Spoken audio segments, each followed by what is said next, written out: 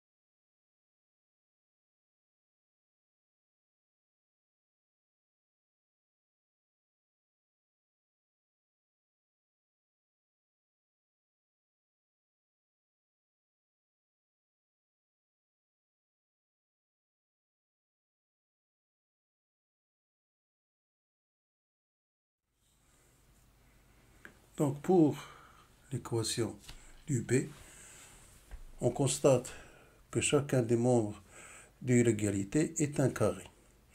Donc en regroupant ces carrés dans un même membre, on obtient une identité remarquable. Donc qu'est-ce qu'on obtient? On obtient 2x plus 5 le tout au carré moins x plus 1 le tout au carré égale à 0. Donc le membre de gauche maintenant est une identité remarquable qu'on va factorialiser à l'aide de l'identité remarquable numéro 3. Donc en factorisant puis en simplifiant chacun des facteurs, on aboutit à 3x plus 6 facteur de x plus 4 égale à 0. Donc là, on a un produit de deux facteurs qui doit être nul. Un produit de deux facteurs est nul si au moins l'un de ces facteurs est nul, c'est-à-dire 3x plus 6 égale à 0 ou x plus 4 égale à 0. Donc le premier facteur nous donne 3x égale à moins 6. En divisant par 3 les deux membres de cette égalité, on va obtenir x égale à moins 2. Pour le deuxième facteur, x plus 4 égale à 0, ça nous donne x égale à moins 4. Donc l'équation 2x plus 5 le tout au carré égale à x plus 1 le tout au carré admet deux solutions distinctes qui sont moins 2 et moins 3. Donc ceci va être rédigé en détail.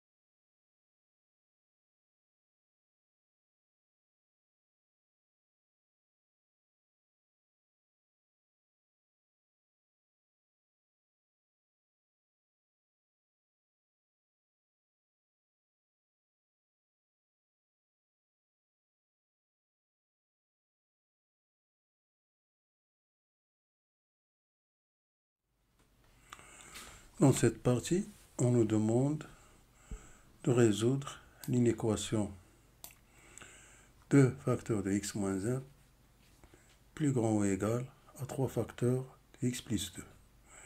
Donc tout d'abord, il faut développer chacun des deux membres de l'inégalité, puis on simplifie les calculs. Puis, par la suite, on va essayer de regrouper les termes en x dans un membre et le reste dans l'autre membre. Puis, on sera obligé de factoriser le membre qui contient les facteurs en x et on va simplifier les calculs. Puis, on aboutira à l'inéquation moins 1 fois x plus grand que 8. Donc, on doit diviser les deux termes de l'inégalité par moins 1 en changeant de signe, car moins 1 est un nombre négatif. Et de cette façon, on aboutira à x inférieur ou égal à moins 8. Donc, les solutions de l'inéquation 2 facteurs de x moins 1 plus grand ou égal à 3 facteurs de x plus 2 sont tous les nombres inférieurs ou égal à moins 8. Donc, ceci va être écrit en détail.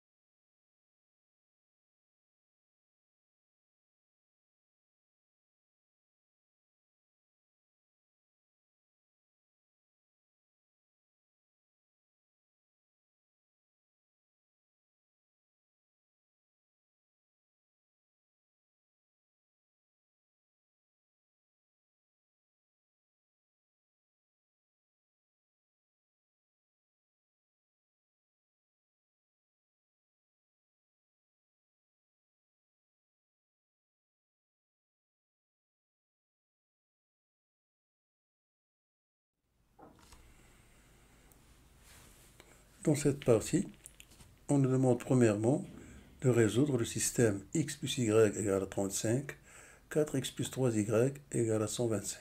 Donc ce système, on va le nommer E. Sa première équation va être petit a et sa deuxième équation va être petit p. Donc on constate que l'équation petit a est une équation simple à travers laquelle on peut calculer l'une des deux inconnues en fonction de l'autre. Cela va nous conduire à résoudre le système E par la méthode de substitution. Donc on va prendre l'équation A. Donc x plus y égale à 35. Ça va nous donner x égale à 35 moins y. Donc on obtient une équation C. Donc en reportant C dans B, donc on va obtenir 4 facteurs de 35 moins y plus 3y égale à 125. On développe puis on simplifie les calculs. Donc on obtient une équation en y. Donc on résout cette équation. On obtient y égale à 15. Donc c'est l'égalité E. En reportant E dans C, on obtient x égale à 35 moins 15, c'est-à-dire x égale à 20. Donc ce système E admet comme solution l'unique couple 20-15. Donc ceci va être rédigé en détail.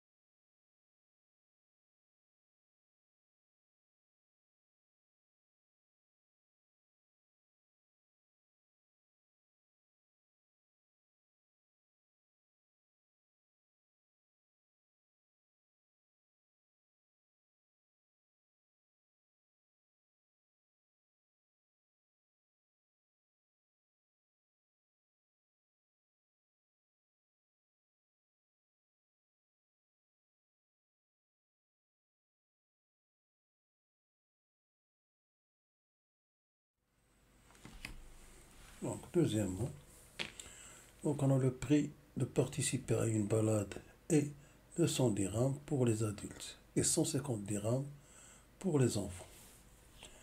Le nombre de participants est 35 personnes et ils ont payé 6250 dirhams. Donc on nous demande quel est le nombre des adultes et le nombre des enfants qui ont participé à cette balade. Donc tout d'abord, on va essayer de modéliser ce problème posé à l'aide d'un tableau. Donc là, le nombre d'adultes sera représenté par X, le nombre d'enfants sera représenté par Y, le nombre de participants est 125, donc cela revient à dire qu'on a X plus Y égale à 125. Donc là, on a une première équation à deux inconnus de premier degré.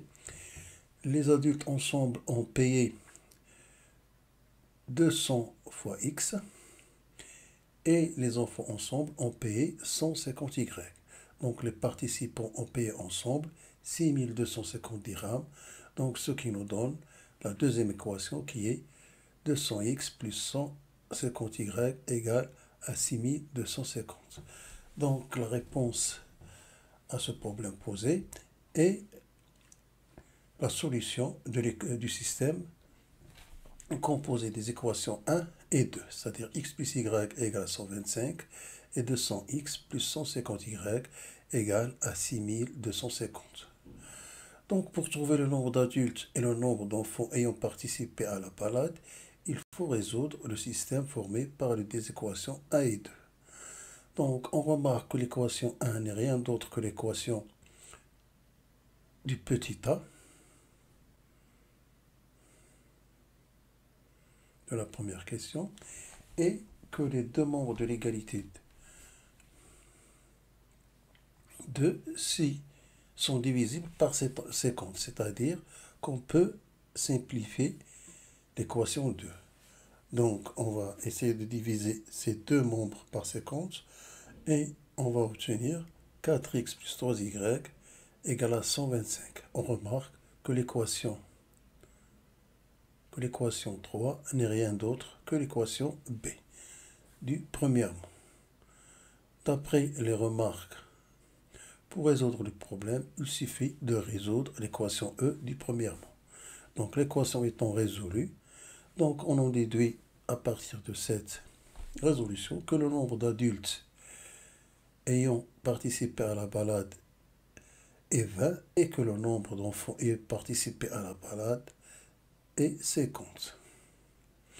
Donc ceci va être rédigé en détail.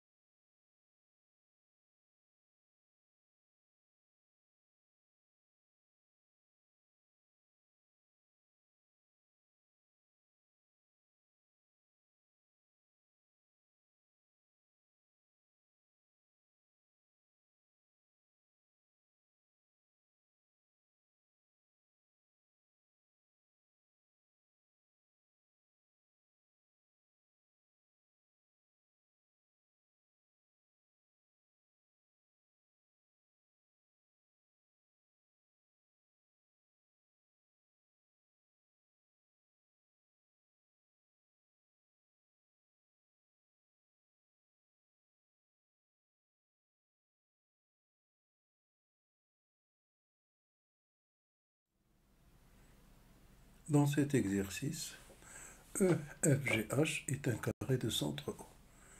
Premièrement, on nous demande de construire le point M, l'image du point G, par la translation T qui transforme O en F.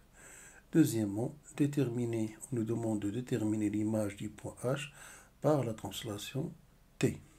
Troisièmement, déterminer l'image du cercle de centre O et de rayon de centre O et qui passe par le point G par la translation. Donc là, on va utiliser pour bien répondre à ces questions GeoGebra pour faire la figure, pour essayer d'élucider nos réponses, c'est-à-dire justifier nos réponses. Donc ceci va être résolu en détail. Donc là, on va essayer de commencer par construire la figure. Donc voici le carré. Donc voici le vecteur de la translation COF. Donc pour la première question, M est l'image de G.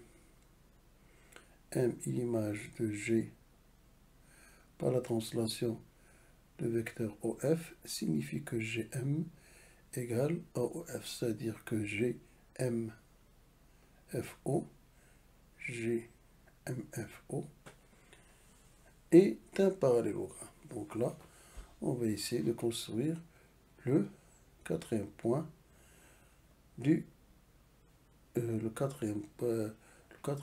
programme, donc qui va être un carré. Donc voici le point M. Donc on a le vecteur OF égale au vecteur GM. Donc M est l'image de G par la translation de vecteur OF. Maintenant, on nous demande quelle est l'image de H par la translation de vecteur F. Donc on a EFGH est un carré et EG et FH sont ces diagonales. Donc elles vont se couper en leur milieu. Donc O est le milieu de HF.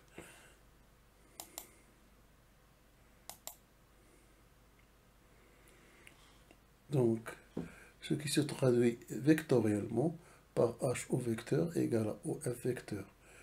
D'où on en déduit que l'image de H par la translation de vecteur OF est le point O. Donc l'image de H, c'est O.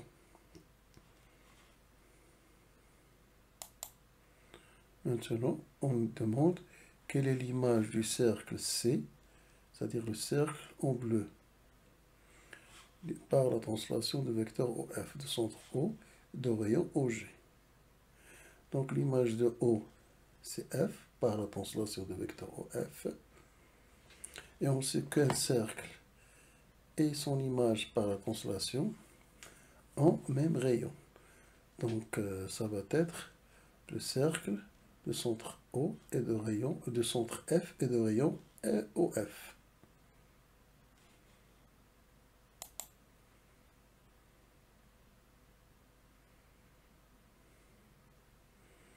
Donc là, l'image du centre, c'est F.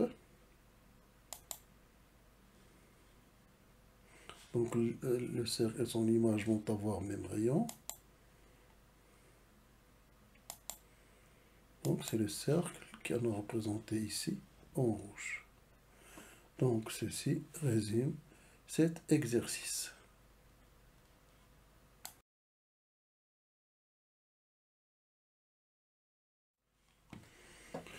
Dans cet exercice, repère dans le plan.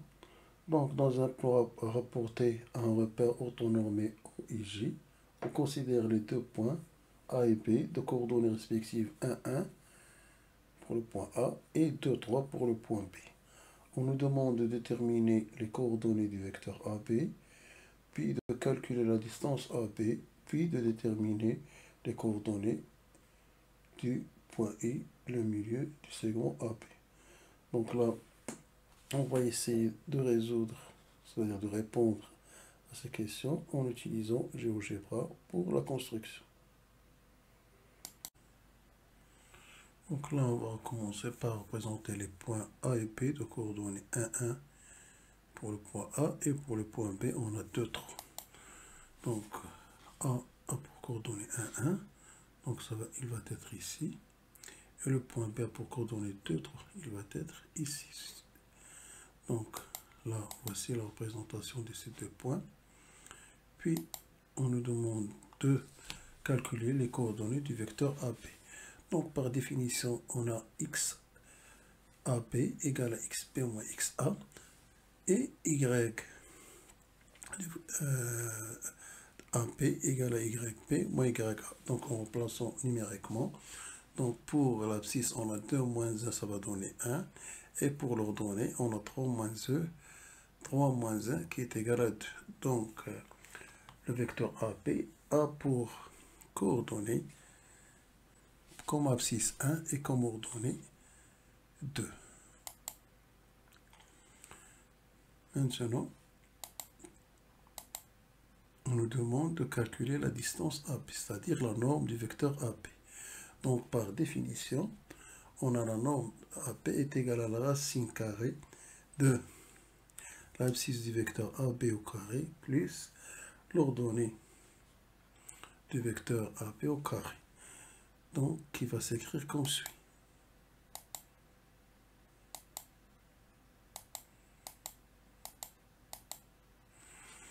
Donc, voici ce qu'on a dit. Donc, en remplaçant numériquement, on aura 1 au carré, ça fait 1, 2 au carré, ça fait 4. Donc, ça va nous donner racine carrée de 5. Donc, qui est peu différent de 2,24. Maintenant, on nous demande de déterminer les coordonnées du point I, milieu du segment AP. Donc, par définition, les coordonnées du milieu de AP, les coordonnées du point I, xi va être égal à xa plus xb sur 2, et yi va être égal à ya plus yb sur 2. Puis on va remplacer numériquement. Donc voici ce qu'on a dit. En remplaçant numériquement, on obtient ceci. Donc on obtient xi égale à 1,5 et yi égale à 2 après calcul. Donc le point I, milieu du segment AP, a pour coordonnées 1,5 et 2.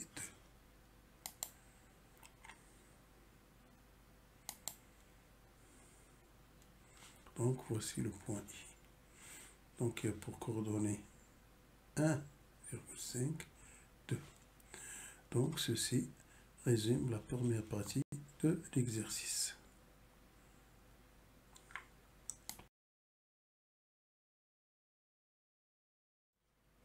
Donc là, on arrive à la deuxième partie de l'exercice précédent. Donc là, on va s'intéresser à l'équation d'une droite. Donc dans le plan muni du repère O et J, on considère les points de coordonnées 1, 1 pour A et 2, 3 pour B. Premièrement, on nous demande de vérifier que y égale à 2x moins 1, 2y égale à 2x moins 1 est l'équation réduite de la droite AB. Puis deuxièmement, vérifier que les coordonnées du point I et le milieu du segment AP sont 3, 2 et 2. Donc cette question on a répondu à cette question dans la première partie de cet exercice. Troisièmement, montre que y égale à moins 1 demi de x plus 1 quart est l'équation réduite de la droite T, la médiatrice du segment AP. Puis, quatrièmement, déterminer l'équation réduite de la droite delta qui passe par B et parallèle à D. Donc là, en s'appuyant sur GeoGebra pour la construction, on va essayer de justifier nos réponses pour les questions posées.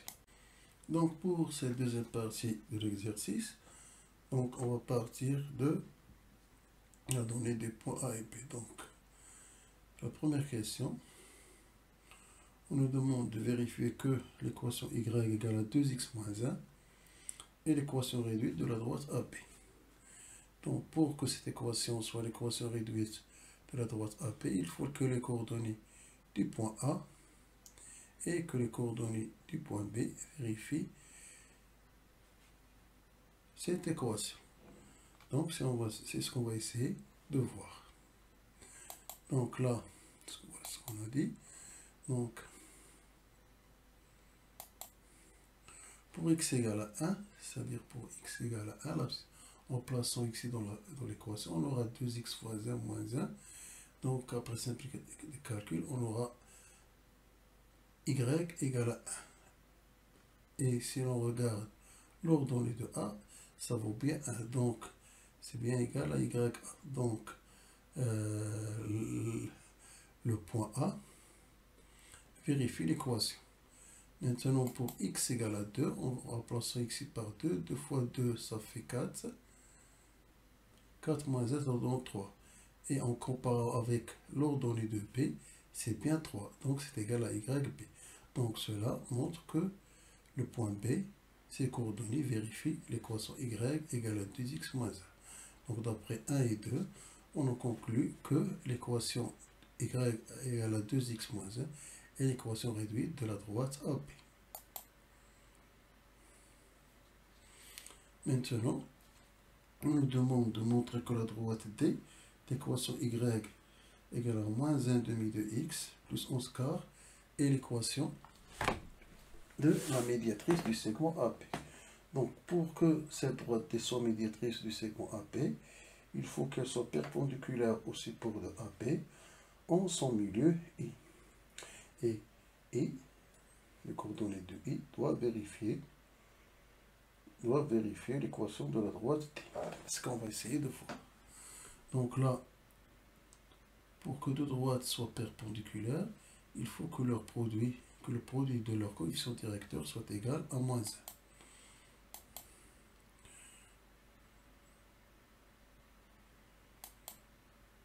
1. Donc, le produit de leur coefficient est bien égal à moins 1. Donc, AB est perpendiculaire à D.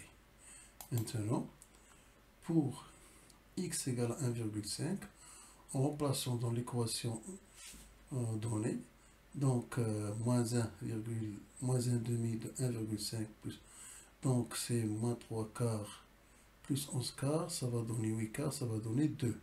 Donc 2 est bien l'ordonnée de I, qu'on a calculé dans la première partie.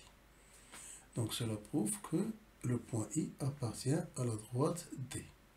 L'équation y égale à moins 1 demi de x plus 11 quarts. Donc maintenant, d'après, c'est la droite D.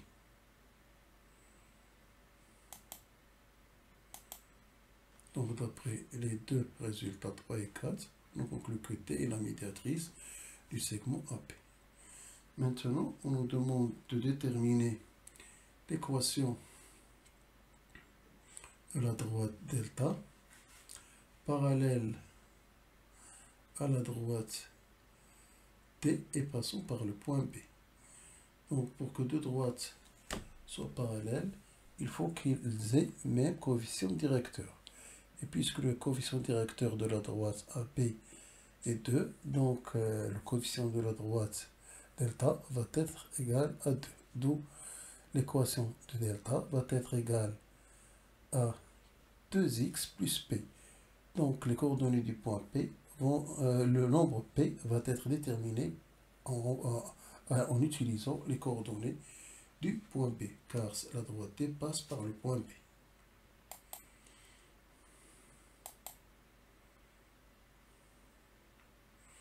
Donc en remplaçant maintenant par les coordonnées de P, c'est-à-dire x par 2 et y par 3,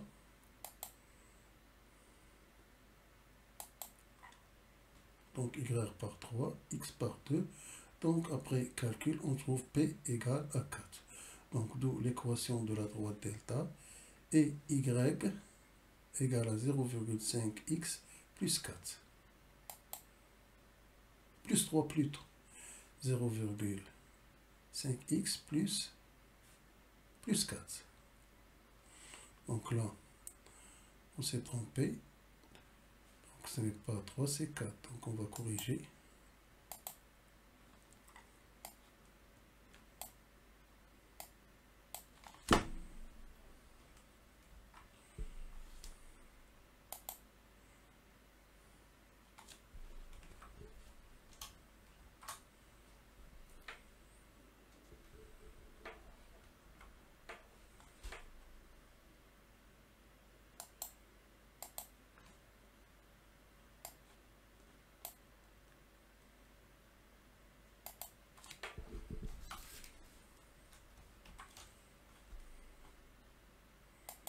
Donc voilà, c'est corrigé.